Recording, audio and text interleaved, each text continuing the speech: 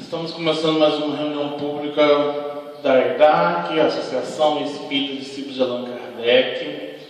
Hoje, seguindo o decreto de 30% a menos na abertura, só está aqui presente o Altamir, e comunicamos também que a partir de hoje as casas também voltam a ficar fechadas, conforme o decreto da Prefeitura. Então, na próxima semana não haverá abertura ao público. Nós vamos continuar a fazendo as nossas palestras via Facebook, na nossa página do Facebook, ou então no YouTube de após. A gente já manda o link do YouTube após para vocês assistirem, caso vocês percam a palestra no dia. E nossos estudos também continuam via remotos, via aulas remotas, à distância. Então, nós temos estudos do Evangelho na segunda-feira, estudo da mediunidade na terça e o sistematizado na quinta-feira. A única atividade presencial que está ocorrendo aqui é a atividade da Sopa Fraterna, também para um grupo fechado, com a casa fechada a partir de semana que vem. Então, vamos começar então. Hoje o nosso estudo está com a nossa irmã Solange. Ela vai falar de estranha moral, mas antes disso a gente vai ler uma página. Lição 83, examinai, do livro Vinha de Luz, por Francisco Cândido Xavier, pelo Espírito Emmanuel. Examinai. Se alguém vem ter convosco e não traz essa doutrina, não o recebais em casa. Segundo João, capítulo 10. É razoável que ninguém peça ao próximo de falar o que melhor lhe pareça. É justo, porém, que o ouvinte apenas retenha o que reconheça útil e melhor. Em todos os setores da vida terrestre e no curso de todas as tarefas diárias, aproximam-se irmãos que vêm ter convosco, trazendo as suas mensagens pessoais. Esse é portador de convite à insubmissão. Aquele outro é um vaso de queixas enfermiças. Indispensável é que a casa terrestre não se abra aos fantasmas. Batem a porta? A prudência aconselha vigilância. O coração é um recinto sagrado, onde não se deve pontuar resíduos inúteis. É imprescindível examinar as solicitações que avançam. Se o mensageiro não traz as características de Jesus, convém negar-lhe garita, de caráter absoluto na casa íntima, proporcionando-lhe, porém, algo das mais preciosas bênçãos que conseguimos recolher em nosso benefício, no setor das utilidades essenciais. Inúmeros curiosos que se aproximam dos discípulos sinceros nada possuem, além da presunção de bons faladores, são quase sempre grandes necessitados sob as vestes falaciosas da teoria. Sem feri-los, nem escandalizá-los, é justo que o devotado aprendiz Jesus lhes prodigalize algum motivo de reflexão séria. Desse modo, os que julgam conseguir um estandarte de suporte e redenção passam a conduzir consigo a mensagem do bem, verdadeiramente salvadora. O problema não é de nos informarmos se alguém está falando em nome do Senhor. Antes de tudo, importa saber se o portador possui algo do Cristo para dar. Emmanuel, ele é bem categórico nas suas mensagens, e aqui quando ele fala de exame, examinai, e Paulo tem uma frase que fala: examinai tudo, retém o bem. Tudo que a gente ainda mais nas mídias sociais, que a gente é o nosso mais próximos de nós, Nós estamos lidando direto com o Facebook, com o WhatsApp, a gente vê tantas notícias e hoje a fake news virou onda, né? E é justamente um caminho de examinar aquilo que é o melhor para mim. E aqui Emmanuel ele adverte justamente para a questão de quando alguém, os falsos profetas, colocam o nome do Cristo por uma coisa totalmente fora do seu contexto da lei de amor. E é importante examinar. Cristo realmente faria isso? Cristo realmente pediria isso? Examinar. Exame, né? A nossa fé é uma fé raciocinada. Fé entrelada à razão, né? Frente a frente à razão. Então, o Emmanuel ele adverte para isso, e tanto que ele fala, o problema não é informar se alguém está falando o nome do Senhor. Não estamos aqui para julgar aqueles que estão falando contra, mal, ou estão deturpando a sua mensagem de interpretação por dificuldade. Mas aquele que possui algo do Cristo para dar. É isso que a gente tem que deixar claro. Da nossa importância de a gente contribuir com a prática os seus ensinamentos. Então está aí a mensagem de Emmanuel, examinar. Então vamos fazer nossa prece e vou dar a palavra para a nossa irmã. Mestre Jesus, espiritualidade amiga que nos ampara, que nos protege, Falange Amigos, Dr. Bezerra de Menezes e sua equipe sempre pronta e posta a auxiliar nos trabalhos da nossa instituição. Mais uma vez agradecemos a oportunidade de estarmos aqui juntos, reunidos, aqui presente e também em vias digitais, na internet, entrando nas casas dos nossos associados, frequentadores, trabalhadores, convidados, amigos e irmãos, para que a gente possa, através do estudo de hoje, refletir um pouco mais dessa tua mensagem, fazer aquilo que foi dito por Emmanuel agora no estudo da meditação, promover o exame, para contribuir para o nosso desenvolvimento interior, retirando as mazelas desse homem velho, na construção desse homem novo, da qual estamos constantemente convidados a essa transformação. Pedimos amparo e proteção aos amigos, irmãos que estão passando por esse desafio, o desafio da doença, os desafios emocionais, desafios financeiros, que possam iluminar esses irmãos, clareando com as luzes do teu Evangelho, a essência viva desse teu Evangelho, para que a gente possa continuar sempre à frente, porque sabemos que as oportunidades estão em todos os cantos. Ampare esses nossos irmãos, ampare a nossa comunidade, nosso município, envolvendo o nosso querido Brasil, a sua pátria do Evangelho, externando para o mundo todo que está com esse desafio de vencer através desse vírus, dessa pandemia, para que a gente possa se reerguer juntos, estarmos juntos, porque nós sabemos que vai passar. Que o Senhor nos abençoe nesse propósito, hoje, agora e sempre. Que assim seja. Graças a Deus. Então, a convidada de hoje é Solange, e ela vai trazer uma lição para a gente bem interessante, estranha moral do Evangelho. Com você, Solange. Bom dia a todos. Quero agradecer a oportunidade desse encontro. Primeiramente a Deus, nosso Pai, que nos concedeu o dom da vida. A Jesus, nosso Mestre, que tem guiado os nossos destinos. E aos bons Espíritos, que carinhosamente têm cuidado de todos nós. Que a luz de nosso Senhor Jesus Cristo nos guie e nos ampare, para que possamos trazer nesta manhã um pouco de entendimento sobre essa lição. Nós vamos estudar o capítulo 23 do Evangelho segundo o Espiritismo.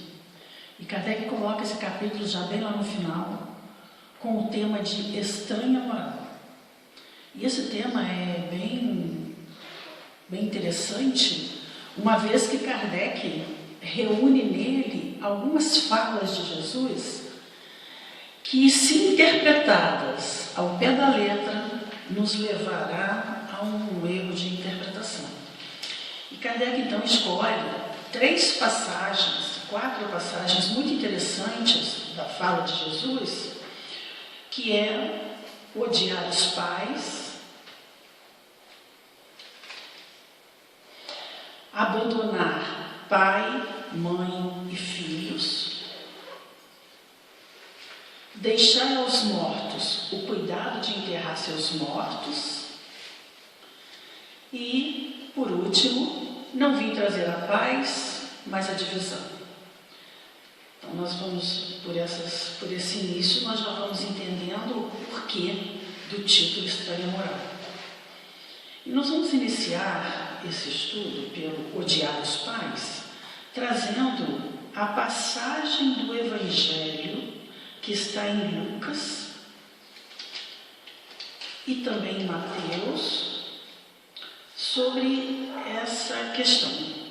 Então, nos diz o Evangelho que Jesus estava a caminhar e uma massa de povo seguia, quando ele, voltando-se, disse: se alguém vem a mim e não odeia seu pai e a sua mãe, a sua mulher e a seus filhos, a seus irmãos e irmãs, mesmo a sua própria vida, não pode ser meu discípulo.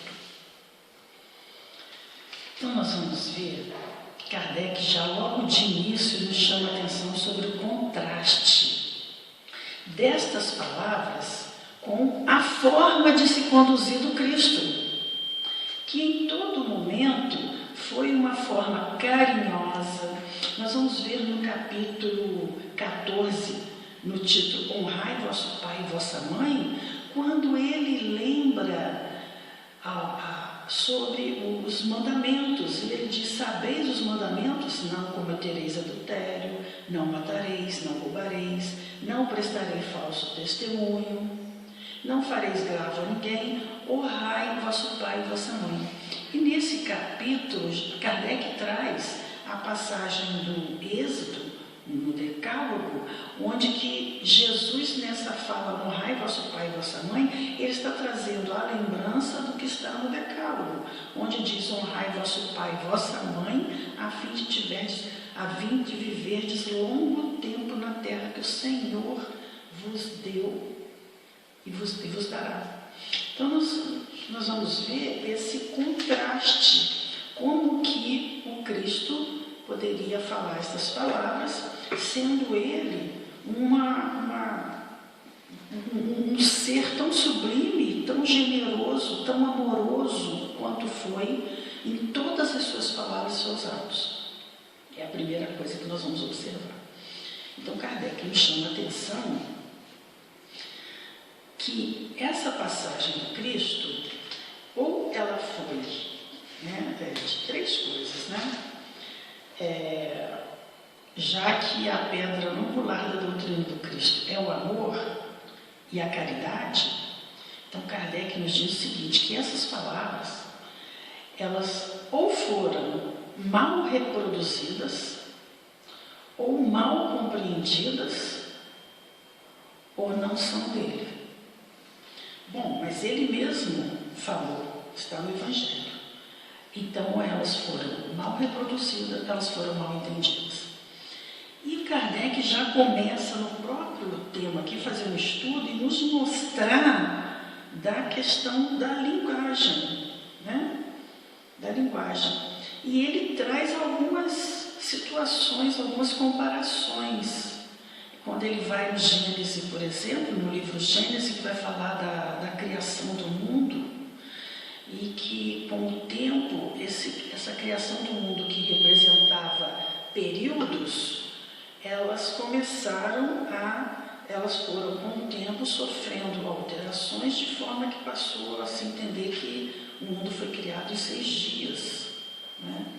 Mas a gente vê aí hoje a ciência através dos muitos estudos, mostrando que foram períodos geológicos. E a gente vê esse estudo desenvolvido no livro A Gênese, né, sobre os períodos geológicos. E outra coisa também que ele nos traz é uma fala de Jesus sobre aquela passagem do Evangelho onde diz que é mais fácil um camelo passar no fundo da agulha.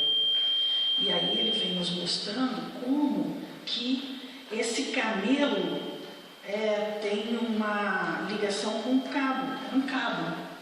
E naquela época os cabos eram feitos do pelo do camelo. E por isso então ele foi tido como camelo, mas não é o animal, é um cabo, né?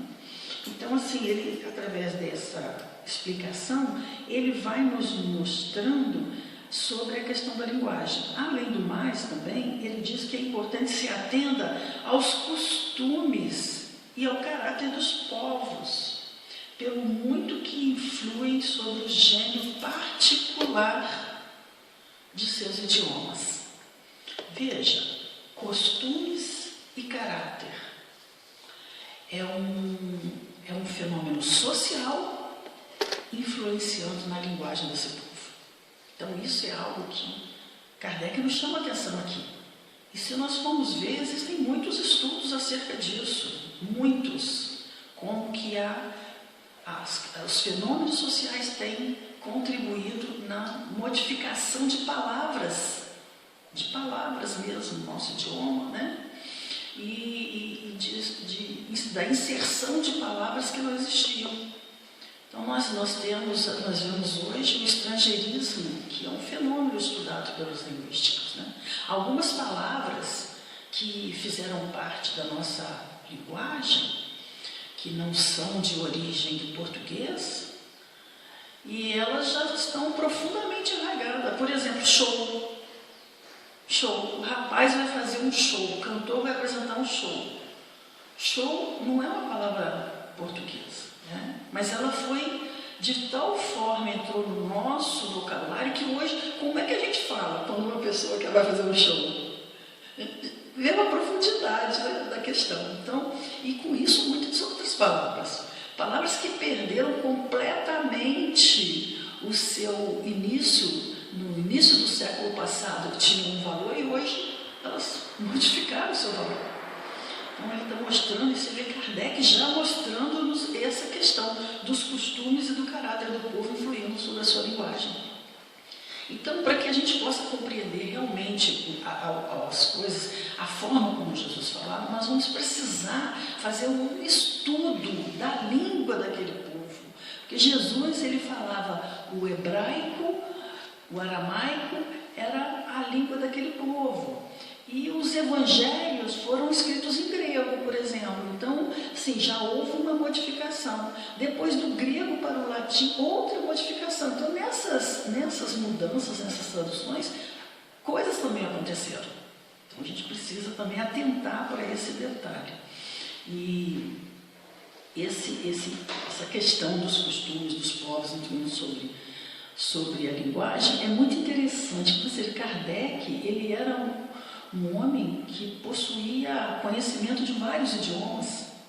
Ele foi um estudioso da língua francesa, ele tem obras e mais obras sobre isso, a gente conhece a bibliografia dele.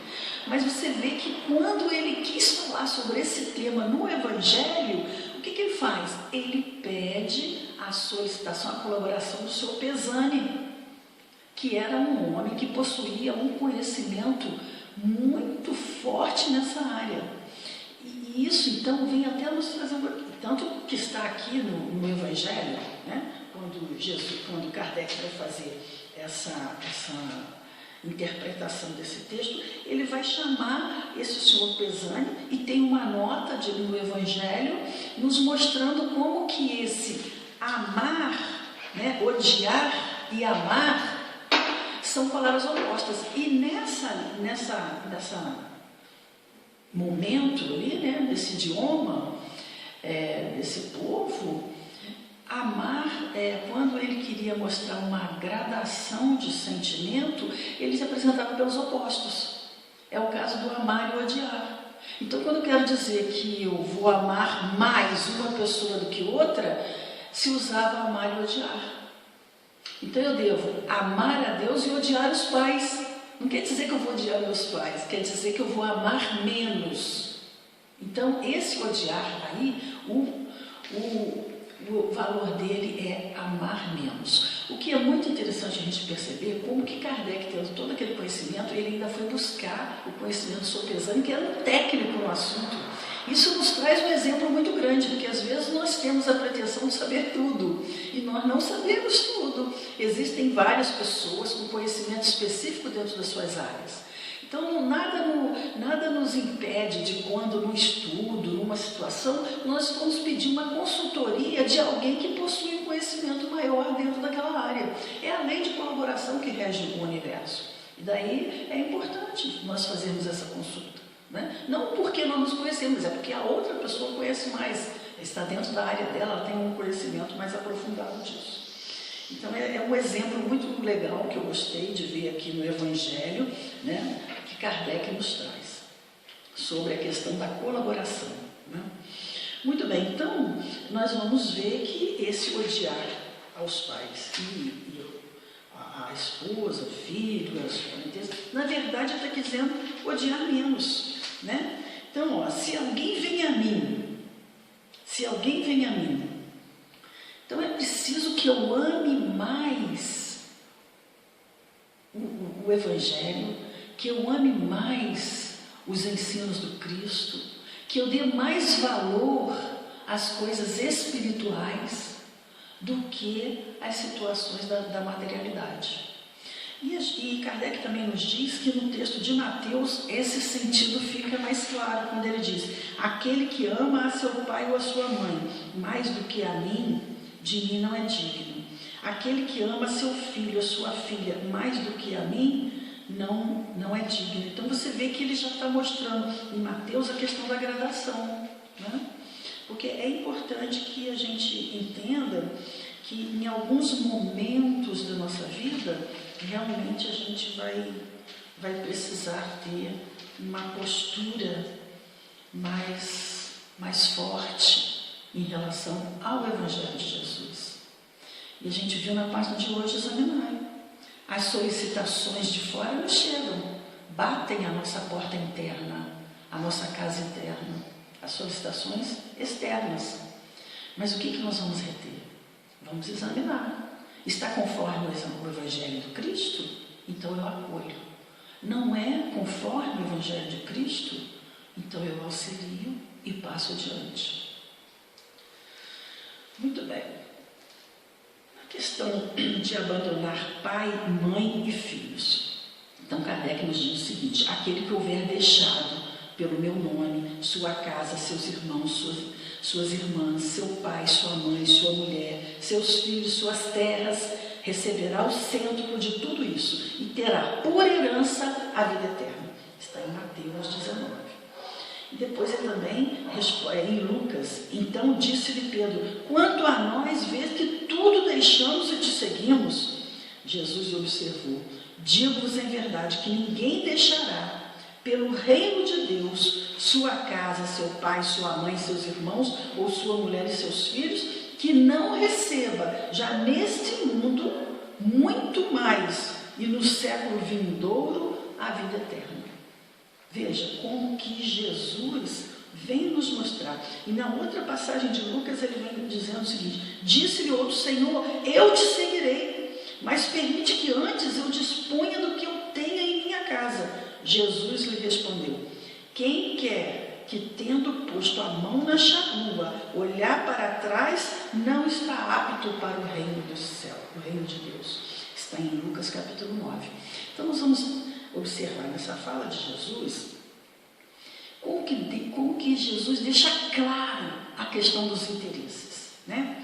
Então, nós temos que ver nas palavras o que elas estão trazendo, o que elas vão trazer em questão de sentido, de pensamento. E aqui Kardec nos diz o seguinte: os interesses da vida futura prevalecem sobre todos os interesses e todas as considerações humanas. E está aí a questão. Jesus nos mostrando que a importância é a vida espiritual. Os nossos interesses devem estar focados na vida espiritual e não na vida material. Os interesses da vida espiritual prevalecem sobre a vida material. E nisso nós temos um grande exemplo, que é o nosso querido Paulo, né? O apóstolo Paulo. Como ele soube fazer isso? Como ele soube? Ao ver, ao estudar sua vida, um homem que foi formado para ser um doutor da lei.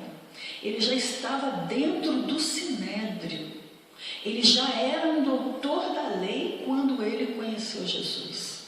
Quando Jesus se lhe apresenta na estrada de Damasco.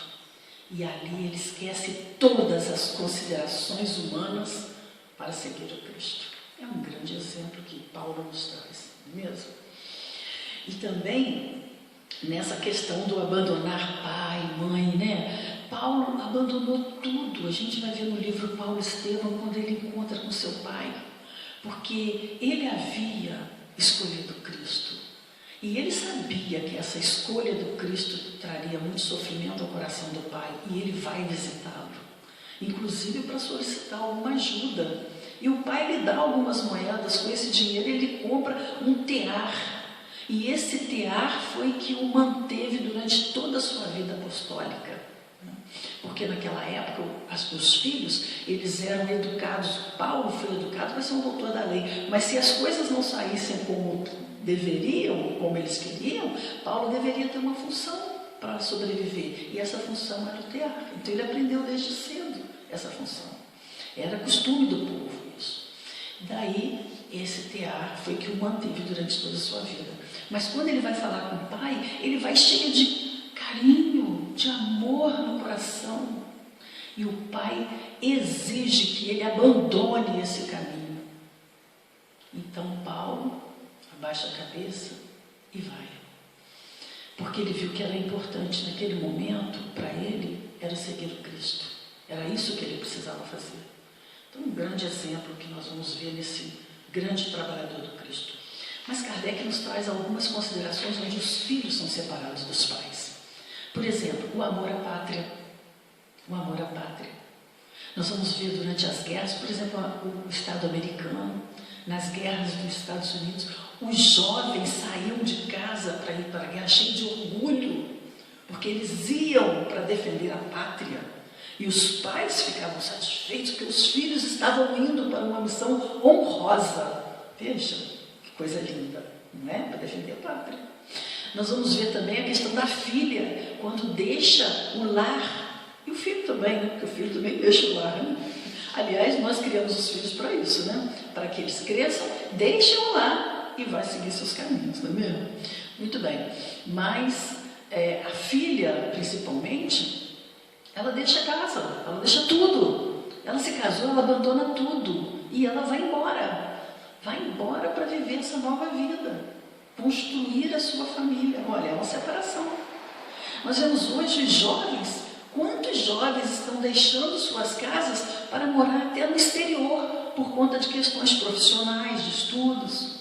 Quantos? Eu conheço uma mãe que ela tem 2 filhos. Os 2 estão no exterior. Um no canto do planeta e o outro no outro canto do planeta. E ela está aqui. Veja, quantas separações que não existem. E tudo isso é ruim? Não, é tudo honroso, maravilhoso. Né? Perdeu-se o carinho? De jeito nenhum. O carinho é o mesmo, a aproximação só não está fisicamente, mas o carinho é o mesmo, o cuidado é o mesmo. Né? Então, por que isso não poderia acontecer com relação ao reino de Deus? Por que isso não poderia acontecer com relação à pátria espiritual, aos ensinos de Jesus? Então, até se pegar na lei, na escrita, né, se fizermos uma interpretação literal, até aí nós vamos encontrar argumentos para explicar essa separação de pai, de mãe, de filhos, não é mesmo? Mas, na verdade, Jesus estava mesmo nos trazendo que para que haja um progresso é necessária a separação. E essa separação é uma separação de nós, não com nosso pai, com nossa mãe, né? Se a gente levar isso para um terreno mais filosófico e até da psicologia, para que a gente busque os interesses da vida espiritual, é preciso que a gente rompa com o homem velho. O homem velho que está carregado da educação que ele recebeu desde pequeno, do modo de vida da sociedade. É preciso que ele rompa com isso. Nós vemos hoje a nossa sociedade como vive.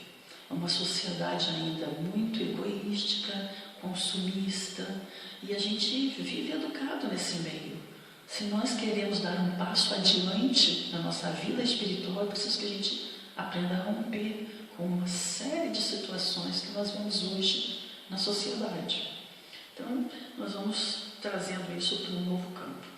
E aí, ele nos traz também a outra passagem: deixai aos mortos o cuidado de enterrar seus mortos. Também é outra situação bastante complicada para se olhar pela letra, porque olha o que diz lá em Lucas: disse a outro, segue-me, e o outro respondeu, Senhor, consente que primeiro eu vá enterrar meu pai.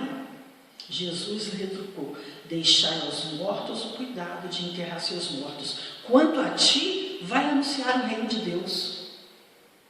Veja, será que Jesus estava mesmo falando sobre esse respeito que nós temos com os nossos pais, que ao morrer nós queremos dar um sepultamento honroso para eles? Será que era isso que Jesus estava dizendo?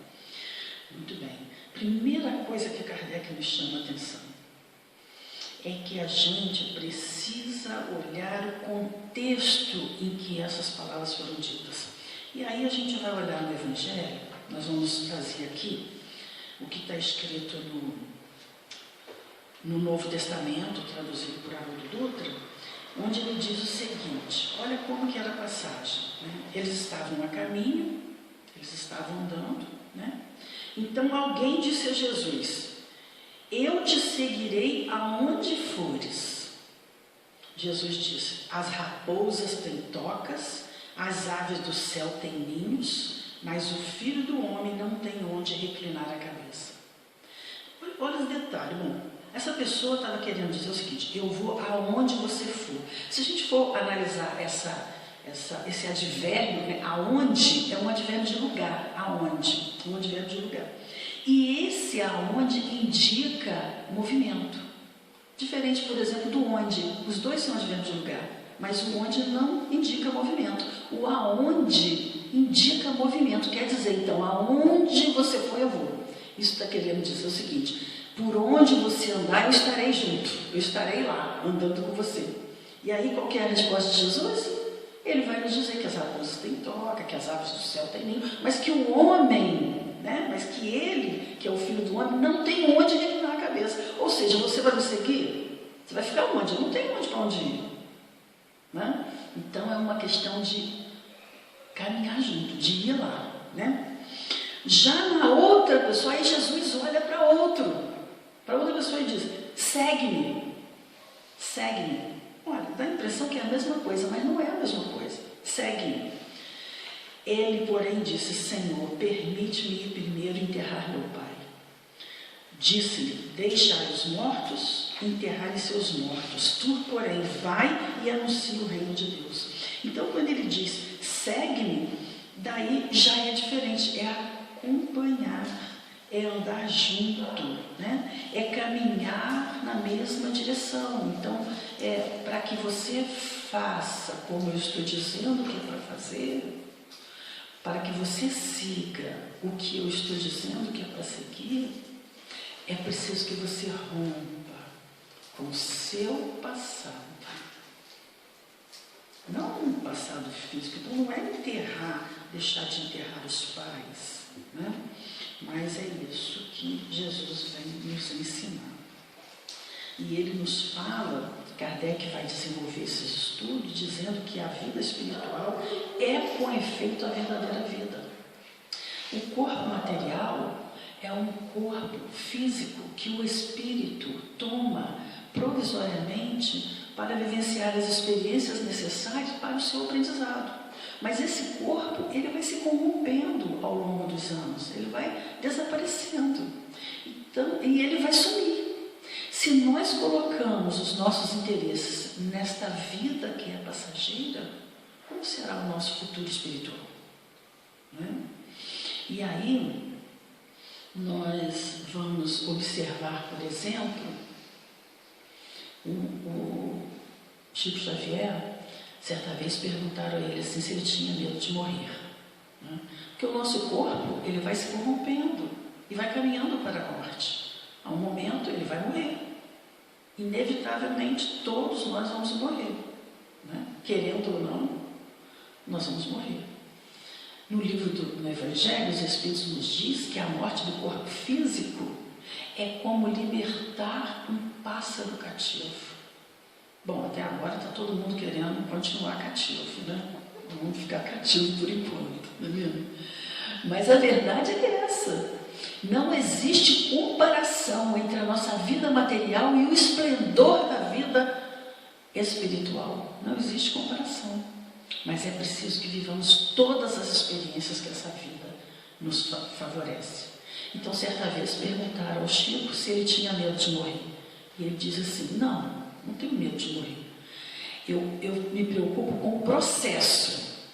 Como será o processo do desencarne. E a gente vê que o Chico, no momento em que ele desencarna, nos diz o Divaldo, né, que foi formado por Joana de Ângeles, que ao deixar o corpo, ele em espírito, ele se ajoelha diante do seu corpo e faz uma prece agradecendo aquele corpo pelo tempo que esteve aqui. E alguém diz, mas Chico, o que você está fazendo ajoelhado? Eu quero agradecer ao meu corpo o tempo que ele me deu aqui na Terra.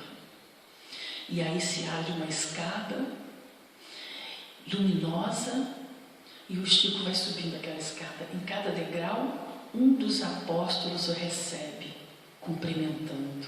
Todos os apóstolos, até chegar a Paulo, o apóstolo, e ser abraçado por Jesus. Então, um desencarne lindo, maravilhoso, né? Todos nós queremos esse desencarne do Chico, né? Mas nenhum de nós queremos a vida do Chico. Queremos a vida do Chico. Desde a sua infância ele se preparou para a desencarnação. Com as lutas, com os sofrimentos, com as doenças. Né? Chico, ele possuía um problema no olho que ele tinha muita dor, muita dor. E ele, na psicografia, ele se apresenta a Bezerra de Menezes e Bezerra de Menezes diz para ele assim, o que é que está acontecendo, filho? Ele falou, meu olho está doendo muito. Se eu pudesse, eu gostaria que Deus permitisse que diminuísse essa dor. Aí ele falou assim, aí ele pegou e falou assim, porque eu sei que eu sou alguém que estou carregando esse fardo. Mas se eu pudesse, eu gostaria. Então Bezerra de Menezes coloca as mãos sobre o seu olho e a dor melhora. Mas Bezerra de Menezes, mas agora, meu filho, que a dor melhorou, vai descansar. Não, continuou psicografando, sem interferir no seu trabalho. E o problema anginoso também que ele trazia. Quantas dores ele não tinha. Não é? E ele vivenciou todas as experiências. Então nós não queremos a vida do Chico, mas queremos o desencarne dele. Mas a nossa vida aqui é uma vida de preparação para esse momento. Né? E esse momento do desencarne é muito importante. Mas mais importante do que a morte do corpo é que às vezes nós estamos vivenciando experiências de morte. Estamos vendo pessoas vivenciando experiências de morte. E Emmanuel traz no seu livro, nesse Evangelho por Emmanuel, que é o Evangelho de Lucas, uma página, mortos.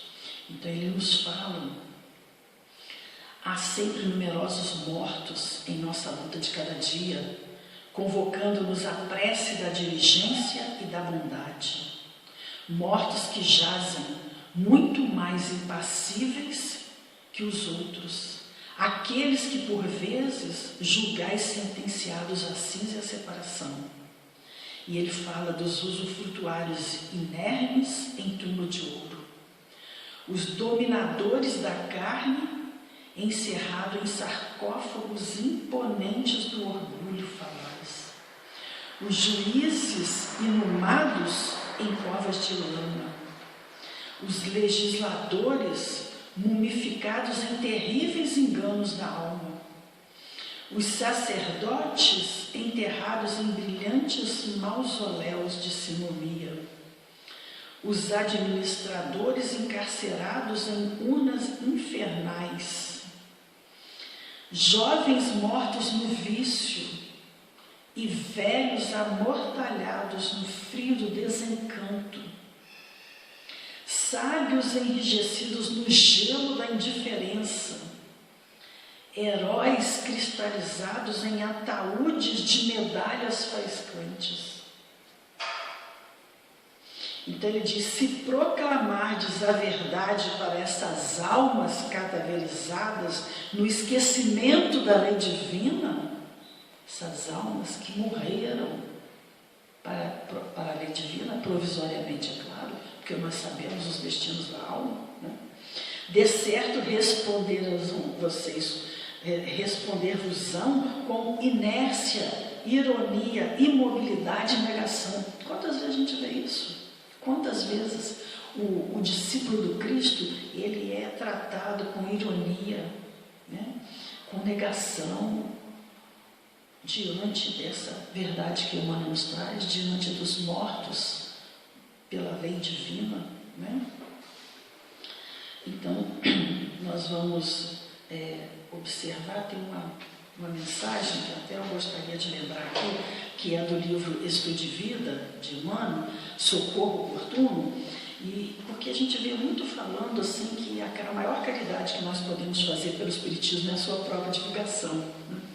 E eu acho essa página que eu achei muito interessante. Então, Emmanuel chama a atenção o seguinte, eu vou ler só o finalzinho aqui.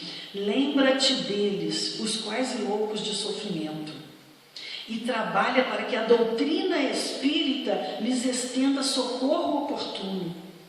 Para isso, olha o que Kardec nos diz, o Emmanuel nos diz, para isso, estudemos Allan Kardec, ao clarão da mensagem de Jesus Cristo, e seja no exemplo, ou na atitude, na ação ou na palavra, recordemos que o Espiritismo nos solicita uma espécie permanente de caridade, a caridade da sua própria divulgação. E aí nós nos lembramos da passagem de Francisco de Assis, onde ele nos diz o seguinte, vá e pregai o Evangelho. Se preciso for, usai as palavras. A divulgação do Espiritismo pelo exemplo, pela atitude. E nesse momento, né, onde que nós vamos receber deste público de mortos para a lei divina, todos nós que nos colocamos como discípulos de Jesus, onde nós vamos receber inércia, ironia, imobilidade, negação, é aquele exemplo do filme, né? Continue a nadar, procurando Nemo, né? Diante das situações, dos problemas que nós vamos encontrando, continue a nadar. Então, para semelhantes retardos do Espírito, nos diz Emmanuel, pronunciou o Senhor as inesquecíveis palavras, deixemos aos mortos o cuidado de enterrar os seus mortos. Também Emmanuel nos traz aqui, então, esse ensinamento sobre essa passagem do enterrar os seus mortos. A divisão, que é o nosso último tema, né? Esse aí, Jesus vai utilizar a passagem que está em Mateus. Não penseis que eu tenha vindo trazer a paz à terra. Não vim trazer a paz, mas a espada. Porquanto vim separar do seu pai o filho, de sua mãe a filha, de sua sogra a nora. O homem terá por inimigos os de sua própria casa. Vejam como que Jesus vem nos mostrando através dessa passagem, né, como que as divisões ocorreriam por conta da sua palavra. E se nós formos analisar a passagem de Jesus pela terra, vocês vão ver que não foi diferente disso, né? Então, mas Jesus não é ele que trouxe isso, não foi ele, né? Porque veja bem, não estarão estas palavras em contradição flagrante com seus ensinos? Então, novamente, Jesus nos fala do contraste. O ensino do Cristo é todo de amor, de caridade, amor do próximo, fraternidade. Todas as suas ações, todas as suas palavras, tudo estava embalado por essa base angular, que era o amor do próximo. Como que ele poderia falar isso daqui, que ele estava trazendo a espada e não a paz? Então, na verdade, essas palavras do Cristo, tomadas ao pé da letra, geraram muitas complicações. Então, nos traz Kardec o seguinte: tomadas ao pé da letra, tenderiam a transformar sua missão toda de paz noutra de permitir perturbação e discórdia, o que não é verdade, absolutamente. Então, Kardec começa nos trazendo aqui um raciocínio sobre que toda ideia nova forçosamente encontra oposição, toda encontra oposição. E nenhuma há que se implante sem lutas. Toda ideia nova, se a gente for olhar a situação da humanidade, toda ideia nova trouxe oposição. E para se implantar precisou de lutas, né, de resistência. Né? E essa resistência precisa ser tão mais forte quanto maior são os interesses que ferem. Porque quanto maior sejam os interesses que essa nova mensagem fere, maior lhe será os problemas acarretados. E não é isso que nós vimos? A mensagem do Cristo surgiu no momento que o paganismo estava no final, mas ainda ele era muito, muito utilizado, não mais por tanta fé, mas mais por forma, por costume das pessoas. Então existiam os templos, né, aos vários deuses, as pessoas tinham, a gente vê isso nos livros de Emmanuel, como que ele conta, como que a sociedade romana vivia dentro dessa ideia. Né? Sem contar o outro lado também dos religiosos, porque essa mensagem trazia alguns ensinos que esclareciam bastante sobre a lei divina e traziam algumas complicações para a lei dos homens. Né? Então, ele vai nos dizer que os interesses, quanto maior interesse essa mensagem fere, mais ela será malhada, né? Mais ela será, maior resistência. E assim, a gente vai ver, nos fala Kardec, à medida da importância e dos resultados de uma nova ideia se encontra na emoção do seu aparecimento. Então, nós vamos ver que a mensagem do Cristo, ele trouxe uma mensagem que gerou muito desconforto para aquela sociedade. Tanto que os cristãos foram extremamente perseguidos. Foram levados para os circos, para os leões, foram crucificados, foram mortos. A gente vê nas obras de Emmanuel, nos livros Paulo Estevão, todos os romances dele. Paulo Estevão, há 2000 anos, renúncia. Né? Nós vamos ver essa questão de como a sociedade romana perseguiu os cristãos. Foi muito forte essa perseguição. E os cristãos, eles viviam de uma forma que eles tinham tanta conexão com Cristo, tanta certeza daquela mensagem, que eles achavam um privilégio morrer por esta causa. Né?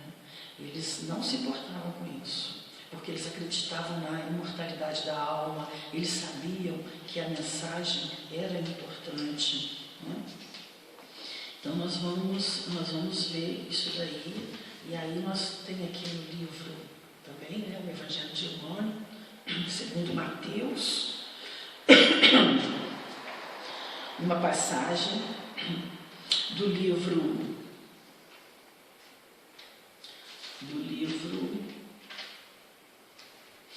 O Consolador, que está na 304, onde pergunta a Emmanuel o seguinte: qual o espírito dessas leis? Não cuideis que vim trazer paz à terra. Não vim trazer paz, mas a espada. E aí Emmanuel responde: todos os símbolos do Evangelho, dado o meio em que desabrocharam, são quase sempre fortes e incisivos. Jesus não vinha trazer ao mundo a palavra contemporaneizada com as fraquezas do homem, mas a centelha de luz para a criatura humana se iluminasse para os planos divinos. É a lição sublime do Cristo, ainda e sempre. Pode ser conhecida como a espada renovadora, com a qual deve o homem lutar consigo mesmo, extirpando os velhos inimigos do coração, sempre capitaneados pela ignorância e pela vaidade, pelo egoísmo e pelo orgulho.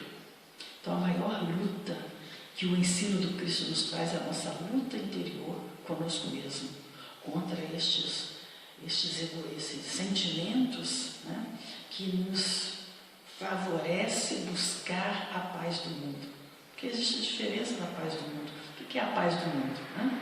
A paz do mundo é vivenciar as experiências que a vida nos traz. E a gente tem uma vida tranquila, uma vida calma, todo mundo tranquilo, tem seu trabalho, tem sua renda, tem seus bens. Né? O que é a paz do mundo? É isso. Mas e a paz do Cristo? A paz do Cristo é você abrir mão desses bens, abrir mão da importância desses bens. Você não precisa se fazer um mendigo, deixar tudo e seguir a mensagem do Cristo. Né? Nós podemos viver no mundo sem ser do mundo. Viver as situações do contemporâneo sem nos apegarmos a esse mundo que irá acabar. Porque tudo que nós estamos vendo está morrendo e irá morrer, vai acabar. Então nós não podemos nos apegar a estas coisas que são passageiras, mas nos apegarmos à lição que é a sobrevivência da alma, a imortalidade da alma, é a nossa iluminação, a nossa preparação para a vida futura. Então, mudar o nosso ponto de vista. Tem um capítulo maravilhoso no Evangelho, logo no início, intitulado O Ponto de Vista. Kardec faz um estudo lindo sobre isso.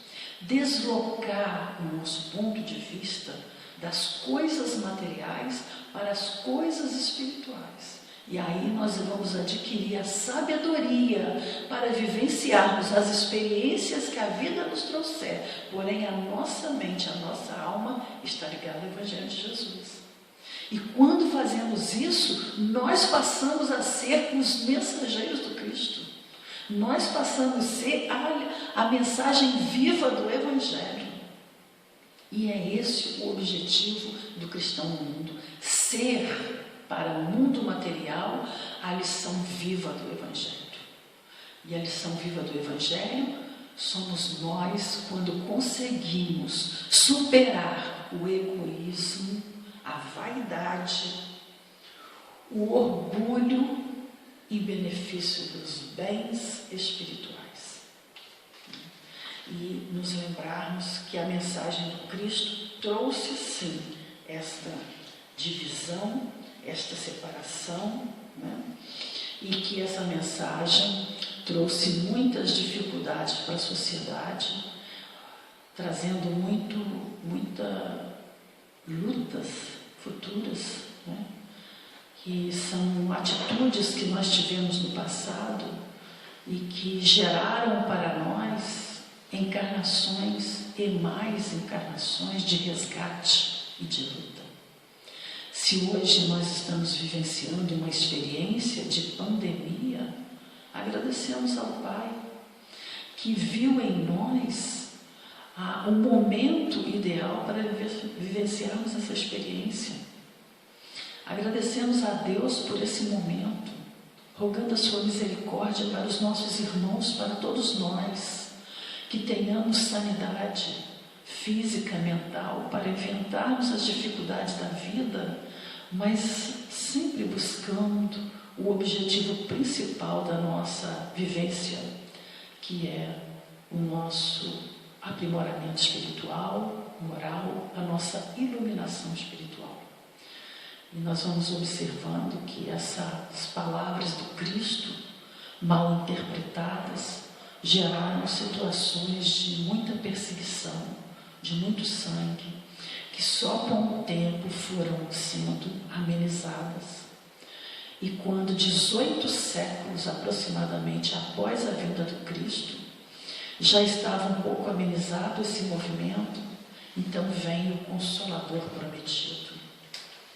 E Kardec diz: quando o campo estiver preparado, nos diz o Cristo, eu vos enviarei o Consolador, o Espírito de verdade, que virá restabelecer todas as coisas, isto é, que dando a conhecer o sentido verdadeiro de minhas palavras. Então agradecemos ao Pai a sua infinita misericórdia, que colocou sobre nós a luz do Consolador prometido, nos trazendo a interpretação precisa das mensagens e das palavras do Cristo. E Kardec diz: o Espiritismo vem na época prevista, né? Vem realizar na época prevista as promessas do Cristo, né? E a gente precisa então ter cuidado com esta mensagem do Espiritismo, para que ela não se torne novamente um problema para nossas existências, através da má interpretação, do mau cuidado, né, da falta de zelo, mas que a gente seja um espírita consciente, um bom espírita, que com o ensino do Espiritismo, ao clarão do Evangelho do Cristo, continuemos a nadar. Que nosso Senhor Jesus Cristo nos ampare, nos abençoe e nos traga muita luz para as nossas vidas.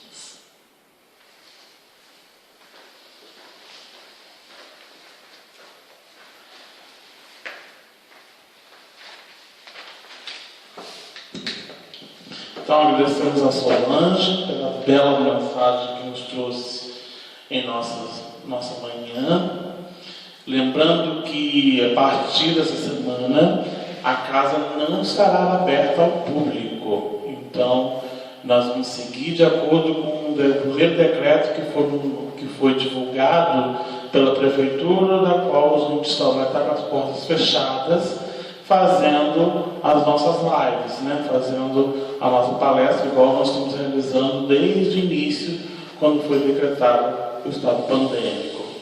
Então, essa semana não tem atendimento ao público, as porteiras estão fechadas, conforme a solicitação da prefeitura.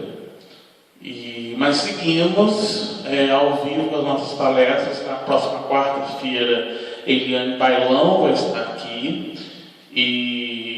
Então, nossos estudos também estão seguindo de forma remota. Se você quer participar dos estudos, não tem problema. É só entrar em contato aí no comentário, mandar uma mensagem que a gente tenta inserir nos estudos da casa. Relembrando, segunda-feira é o estudo do Evangelho, na terça tem a mediunidade, na quinta tem o sistematizado da doutrina espírita. Então, agradecendo a todos e vamos encerrar com a nossa prece de encerramento. Mestre Jesus, mais uma vez agradecemos pela oportunidade bendita de estarmos aqui, nos mostrando cada vez mais caminhos e oportunidades para a nossa melhoria íntima. Que as palavras da nossa irmã, que nos trouxe hoje, nessa manhã, a gente possa internalizar em nossos corações para colocarmos em prática diária, envolvendo a nossa família, envolvendo a sociedade, mas principalmente envolvendo o nosso ente.